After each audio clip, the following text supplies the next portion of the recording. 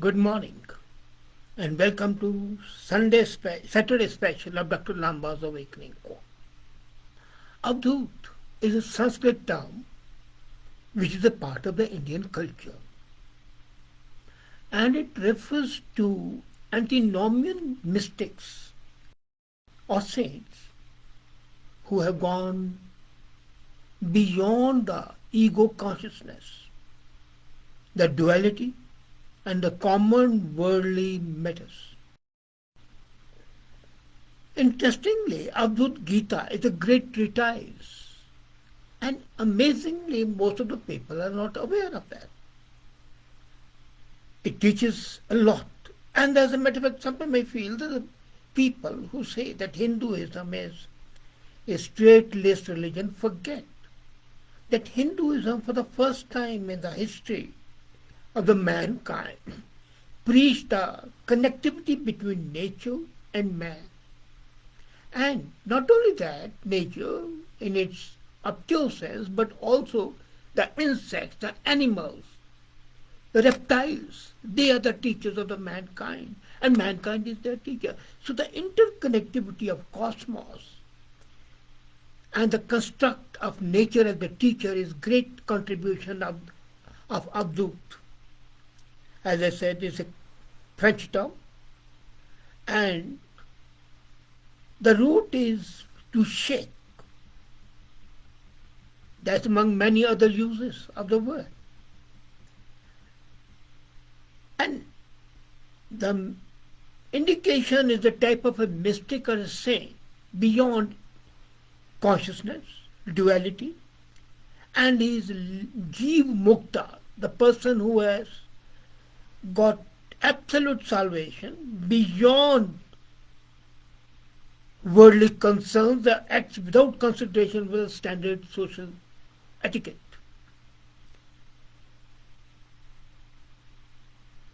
And Avadhut gives his insight to the others and teaches them about this realization of true nature of the ultimate reality. And what's ultimate reality is Brahm and self, Atma. And then these take the role of a teacher to achieve salvation. And some Avadhuts also achieve the title of the Paramhans. The similar figures, colloquially called crazy monks, are also in the Buddhist tradition, such as medieval Zen monk Ikkua and the 20th century Tibetan Tulku. In Tibetan Buddhism, the equivalent type is called Myeonya. Anyway, coming back to Avadhuta, the attainment of Samrasya Sanaya is very important because that connects us with nature. And that is one part which most of the people have forgotten. The state of mind, which is the heart of Dattarya Yadu dialogue in Bhagavad Purana, is the base of Avadhut. King Yadu, troubled by his father Yayati's decision to divest him of the kingdom, wanders into the forest, where he meets an Avadhut. And the Avadhut is a wandering free soul in ecstatic happiness, wonderstruck. King Yadu has a young sadhu, the saint, the secret of such happiness. And Avadhuta, whose name is Dattatreya, he says that he has shaken off the cares of the worldly existence. And he makes the king sit down and reminds him of the need to connect back with nature. And that is real contribution of the Hindu culture to the world. The pantheism in real sense. Nature itself is the greatest teacher. And Adi Guru beyond all philosophies and theological constructs.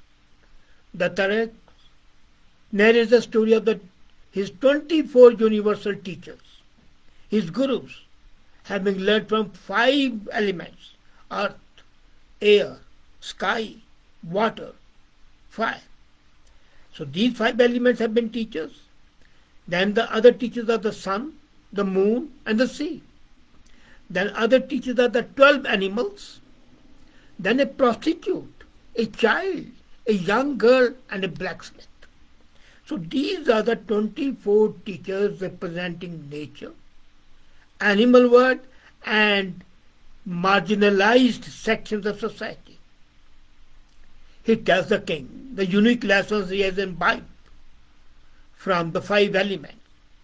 From the earth, for example, he picked up the need to have tolerance, forbearance, and the importance of doing good to the others.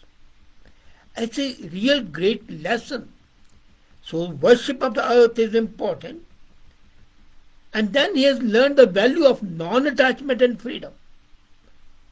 From the sky he has figured out the all-pervasiveness of the self, the Atma, which is yet to be untouched by any contact with any object.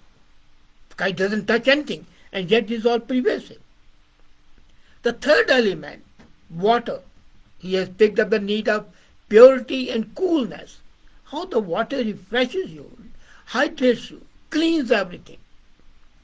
And from the fire, he has learned the lesson of austerity. The flame of self-knowledge alone can devour all worldly desires. So all the five elements, which in the modern science may not be elements because water is a compound and so on. But these five elements, which are crucial to the Hindu culture, are the great teachers and awakening of knowledge. Then his observation of the moon, which appears to increase or decrease on account of the shadow of the earth, has taught him that self is complete and changeless, but appears to be changing to the casual eye. Now the waxing or waning of the moon is only seen by us. Moon remains where it is. So he has learned that lesson that you have got to be changeless. Others may consider you to be changing. And changeless as well as your morality, your ethics, your values are concerned. As far as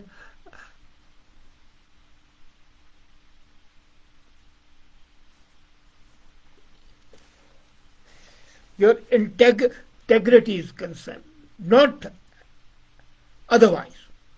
Then from the sun, he has learned, just as the sun appears as many reflections when reflected through different parts of water, the Atma appears manifold manifestations when reflected through mind. So, but the sun remains the same. And then Dattaraya says, after learning these lessons, you have got to understand the dangers of attachment and bondage, because attachment is a form of a slavery to your desires. And that's why I say, you are unhappy when you are in a bondage. And if you are in a bondage, in a slavery to your desires, you would be unhappy. To be happy, you have got to be free. And how do you learn that? By observing the life of the pigeon. When is the entire family gets trapped by the fowler, the pigeon catcher. They catch it because of the greed, attachment. So this is seen by Dattaraya, the Avadhuta, as an entangling web in which man gets trapped continuously. A pigeon doesn't learn lesson. If you release it, again it will be caught. And not only that, he observes a python, a snake, a reptile. And we are afraid of snakes. But he has learned from the snake a lesson. And that lesson is a lesson of attachment. Imagine it. Contentment, sorry, not attachment. Since the python's nature usually does not allow him to move around for gathering food. No, he doesn't gather. He just eats it and moves on. But then the ocean itself, the huge ocean, teaches him a lesson. It turns him to be quiet and unmoved, even as the rivers pour water into it continuously.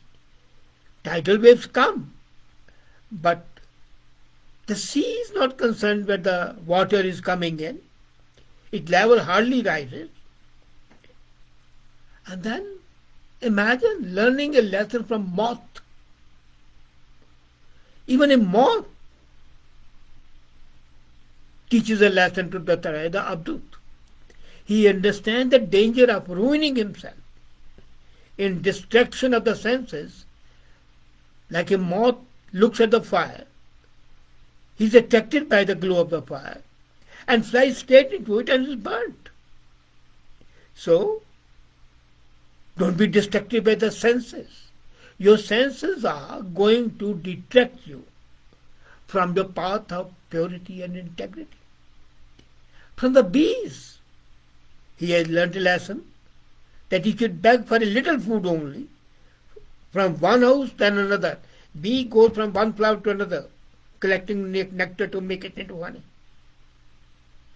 It doesn't suck it from one flower. It sucks from many flowers, and the result is the compound of honey, the sweet honey.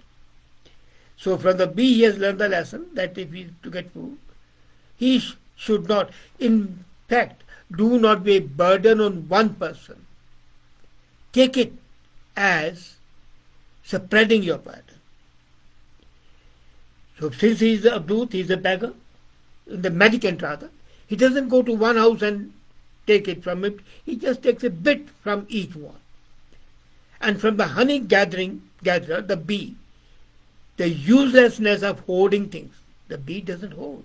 It converts the nectar into honey.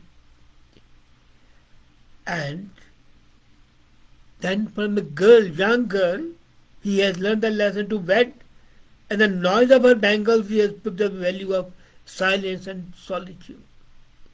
The bangles distract you. It's a noise. What is required is solitude. And from a child. And child is the father of man. And he has learned from the child. He has imbibed the need to have a carefree nature. Do you know a child is not afraid of fire? He goes to the fire, carefree. Parents are worried. And then from the beetle and the worm, he has learned that a man he thinks, he becomes. So there is a constant need to contemplate on Atma. Tathara is envisioner of nature as a guru, as a teacher, captures the Avadhuta's ideal, samras, and that is perfectly beyond the bondage of the desire. This learning from the nature is essential part of the Hindu religion and Hindu culture. Unfortunately, we have forgotten that great thing. If you look at Srimad Bhagavad Gita, Mahapuran, a holy mythical and mythological scripture, but it's a great reading and a great knowledge. Right from chapter 7 to 9, there are 3 chapters, 7, 8, 9, which are absolutely devoted that you can attain higher knowledge by reading, and not only reading but imbibing that reading and practicing it. And 24 gurus, as I said, they are from an assortment of birds, animals, creatures and nature,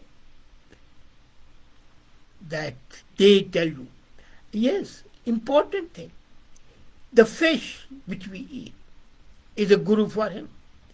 The fish swims along the river, gets attracted by the bait in the hook of the fisherman and loses their life. In the human being is a desire to enjoy the same pleasures that trap him into doom sooner or later. But the main thing is attraction by anything, whether it's python, whether it's moth, whether it's a fish, whether it is pigeon. Once greed is there, once attachment is there, then you lose the capability to think. So sun, the moon, the ocean, and then spider. The spider creates a web out of itself. The thin skeins of web are from the spider's spitter, and it withdraws in that web at its will. And what does it teach? From this you can learn that this universe is a creation of the God, and he sustains it as will and is a master of time and causation. The cause and the effect is the same. And you can learn to live within that, and as a human being, you can create by your actions a web of yourself. And that web can be salvation. Serpent builds a home for itself. It occupies only one built by other creatures. Because it's never built. It goes to an anthill, leads a carefree life. But people toil and earn money to build permanent shelters. But do they live permanently? No. They die. So why build houses? In other words, again, why have attachment? But the best I liked was his lesson from the hawk. Dattana, the Avadhuta, saw a hawk with a piece of meat in its beak. And several other hawks were watching. And they got greedy. They started chasing him. Now, hawks are all great flyers. So while all other hawks were trying to snatch the meat from the one possessing it, he got tired of flying from his airplane. So he let go of the meat. He dropped the meat from the... And all other hawks went to the dropped meat morsel. The original hawk who was carrying the meat was relieved. So when you say goodbye to the attachments, desires, excessive desires rather, which you don't need. If he was hungry, he should have eaten it. But it was after assuaging his hunger that he was carrying it, and that is not required. So Avadhuta learned the lesson of the hopelessness of acquiring and holding on to the material possessions. As long as one holds, he has no peace of mind. And only he relinquishes what was previously dear to him. He attains peace of mind. So lessons from the animal world, lessons from the birds, lessons from the forces of nature, lessons from the basic elements. This shows that nature is a great teacher. Unfortunately, human beings don't take lessons from that, and they are disconnected. So what we need is a construct, a new construct, connecting us with nature, which is a great teacher. And not only is a great teacher, but is a great reformer as well as educator. And that makes us better human beings, one with unity with the cosmos and not the odd man out. This is connectivity with nature that makes a man really divine, and man is divine.